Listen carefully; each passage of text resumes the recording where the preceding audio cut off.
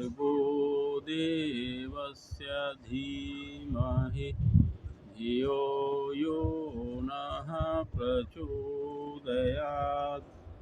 ओम श्री सीतानाथ समारंभां श्रीरामानंदार्य अस्मदाचार्यपर्यन्तां वन्दे गुरुपरम्पराम्।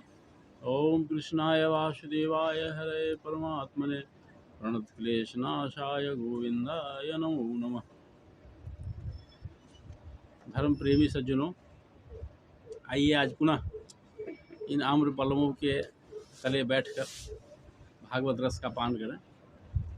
अभी तक हम लोगों ने देखा कि जर भरत जी को रात्रिकालीन बेला में दस्यु सरदार पकड़ कर ले गए बलि देने के लिए, लेकिन देवी भद्रकाली ने उनकी रक्षा की और वे स्वयं प्रकट होकर के सभी दस्युओं का संहार किया। ये बलि प्रथा हमारे समाज में अति प्राचीन काल से है, लेकिन इसका शास्त्रों में कहीं उल्लेख नहीं है। ये श्रीमद् भागवतम है, श्री प्रभुपाद जी का लिखा हुआ है। इसमें उन्होंने बताया है कि यह जो है यह तामसी शास्त्रों में देवी काली के समक्ष बकरे तथा भैंसे की बलि देने का विधान है, किंतु मनुष्य की बलि देने का कोई विधान नहीं है। लोगों ने अपने मन से कुछ नियम बना लिए। शास्त्रों में उसको स्वविधिना कहा गया है। स्वविधिना मतलब अपने मन से कुछ विधि विधान बना लेना। और वैसे भी उस जमाने में भी ये शूद्र जो श्रेणी के लोग थे, शूद्र श्रेणी के लोग, वही बलि देते थे देवी काली के समक्ष अपनी मनोकामनाओं की पूर्ति के लिए, और किसी विद्वानों का नहीं, एकदम साधारण पुरुषों का, ये शूद्र पशुओं का काम। और जहाँ तक कि बलि देने के बाद मांस खाने का विधान है, तो वह मांसाहार का आदेश नहीं दिया गया है शास्त्रों के द्वारा। वो मांसाहारी प्रवृत्ति के लोगों के ऊपर अंकुश लगाने के लिए कुछ ऐसे नियम बनाए गए हैं कि वे कम से कम इसका उपयोग करें, कुछ विधानों को सामने रख करके, न कि मांसाहार का आदेश दिया गया है। तो आइए हम इसके बाद के प्रसंग का अध्ययन करते हैं कि एक बार जर भरत जी खेत के किनारे बैठे थे और उन्होंने देखा कि राजा रहुगन, जो सिंधु सौवीर देश के राजा थे, उस समय एक सिंधु सौवीर देश था, वहाँ के राजा पालकी पर बैठ करके सत्संग करने जा रहे थे कपिल मुनि के आश्रम में। तो उनका एक कहार था जो अचानक बीमार पड़ गया। भार ढोने वाला कहार आज भी ऐसे बहुत कम देखने को मिलते हैं। पहले प्राचीन ज़माने में राजा महाराजा स्तर के लोग कहार पर चलते थे, कहार उसको ढोते थे पालकी को। तो उस पालकी में एक कहार कम पड़ गया। तो हुआ कि भाई अब इस समय किसी कहार की व्यवस्था कहाँ से की जाए। तो वे लोग आसपास देखने लगे। तो फिर उनका नज़र उसी खेत पर बैठे हुए जर भरत पर पड़ गया कि भाई देखो, ये बहुत मूर्ख आदमी लग रहा है, इसी को पकड़ के ले आते हैं। तो वो जर भरत को पकड़ के ले आए और कहार की जगह उनको लगा दिया। उसके बाद फिर जो उनकी पालकी थी राजा रहुगन की, तो फिर आगे बढ़ने लगी। और ये जो थे, ये तो संत पुरुष थे जर भरत जी, ऊपर से जर थे, मूर्ख की तरह दिखाई देते थे, पागल की तरह दिखाई देते थे। वे केवल एक प्रकार का लोगों को दिखलाने के लिए थे, तो बहुत बड़े विद्वान। तो वे छोटे छोटे जीव जंतुओं से अपना पैर बचा कर चलते हैं। कहार में तो लग गए, उन्होंने नौ नहीं कहा, कहार वाला काम शुरू कर दिए, पालकी में जोत दिए गए। लेकिन जब देखते कि हमारे पैर के नीचे कोई छोटा छोटा जीव आ गया है, तो पैर को थोड़ा सा उचक कर चलते ताकि उस पर उनका पैर न पड़े। तो उचकने से क्या होता है कि पालकी हिल जाता तो राजा डांटने लगता है, ए कहारों ठीक से चलो। तो जो पुराने कहार थे उन्होंने कहा कि महाराज, ये हम नहीं ऐसा कर रहे हैं, ये नया जो कहार आया है ना, उसको चलने का ढंग भी नहीं है, यह उचक कर चलता है, इसलिए ऐसा हो रहा है। हम लोग तो अपना जैसे चलते थे अच्छे ढंग से चल रहे हैं। अब बार बार यही होता, जब भी जर भरत जी के पैर के सामने कोई छोटा सा जीव जंतु को दिखाई देता है तो थोड़ा सा जंप कर कूद जाते, थोड़ा सा कूदने से फिर राजा को चोट लगता। इस पर राजा ने कहा कि अब तुम लोग अब इस आदमी को बिना दंड दिए नहीं हम छोड़ेंगे, यह दंड का पात्र है, इसको दंड ही दिया जाएगा। यह आदमी बहुत विचित्र तरह का है। तो डांट, लेकिन उन्होंने इसका बुरा नहीं माना थोड़ा भी। जर भरत वे तो देहात में बुद्धि से अलग थे। डांट सुनने के बाद भी उनको कोई फर्क नहीं पड़ा, क्योंकि डांट का, हंसी का, खुशी का, सुख का, दुख का अनुभव उसको होता है जो जिसकी देह बुद्धि होती है।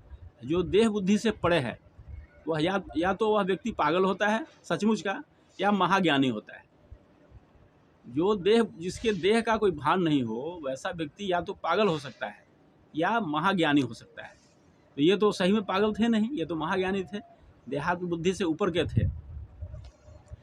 तब उन्होंने जब कहारों ने इनका नाम कहा तो इनको डांटा और इनके ऊपर व्यंग्यात्मक शैली में इनको कहना शुरू किया कि अरे लगता है कि तुम बहुत ज़्यादा थक गए हो।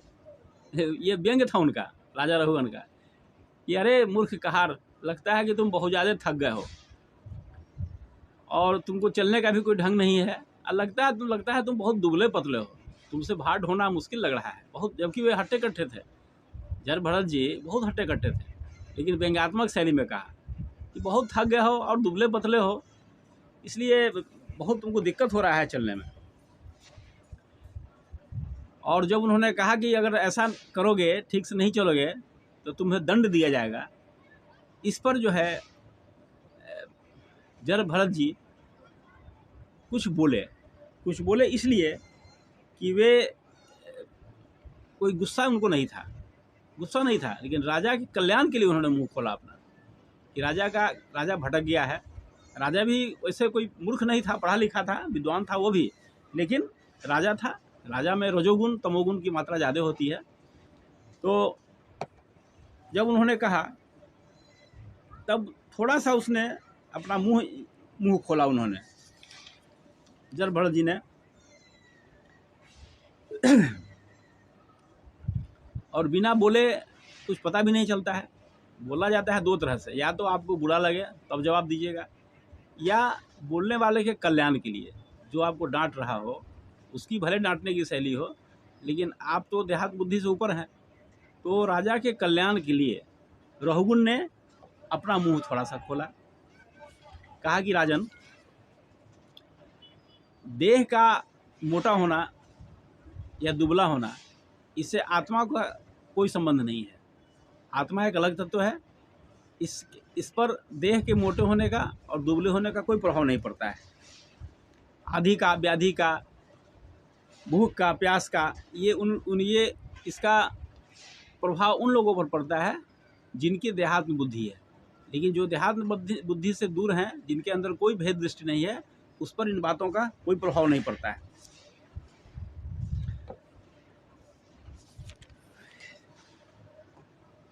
लेकिन जब राजा रघुगण ने ऐसा सुना तो उन्हें आश्चर्य हुआ कि यह तो कोई सामान्य कहार नहीं दिखाई पड़ता है, यह जरूर कोई खास व्यक्ति है। उन्होंने झांक कर देखा तो उनके शरीर पर ब्राह्मणत्व के कुछ चिन्ह थे, जैसे यज्ञोपवीत थे, और इस तरह से उनकी वाणी का जो बोलने की शैली थी उनको देखकर लगा कि मैं तो राजा हूँ, मेरे सामने तो किसी को बोलने की हिम्मत नहीं होती है, और यह इतने अध्यात्म की बात कर रहा है, इतने दूर तक की बात बोल रहा है कि देह के भार से आत्मा पर कोई प्रभाव नहीं पड़ता है। तो उन्हें बड़ा आश्चर्य हुआ कि यह सामान्य कोई व्यक्ति नहीं है। उसने कहारों से कहा कि रोको, पालकी रोको, और वह पालकी से नीचे उतरा। पालकी से नीचे उतर करके वे जर भरत के पास गए और उनका पैर पकड़ लिए और कहे कि ब्राह्मण देवता, आप सही बताइए कि आप कौन हैं। मुझे तो नहीं लग रहा है कि आप कोई सामान्य व्यक्ति हैं, आप सही बताइए कि आप कौन हैं, कहाँ से आ रहे हैं, आप कृपया अपना परिचय दें, मेरे ऊपर बड़ी अनुग्रह आपका होगा, आप कृपया अपने बारे में बतावें। तो इसके बाद फिर राजा रघुगण ने क्या कहा, दोनों के बीच बड़े तत्व ज्ञान की बातें हुई, बहुत लंबी चौड़ी बातें हुई, ज्ञान की बातें, ये हम अगली कड़ी में बताएंगे। आज इतना ही। ओम शांति शांति शांति सर्वारिष्ट।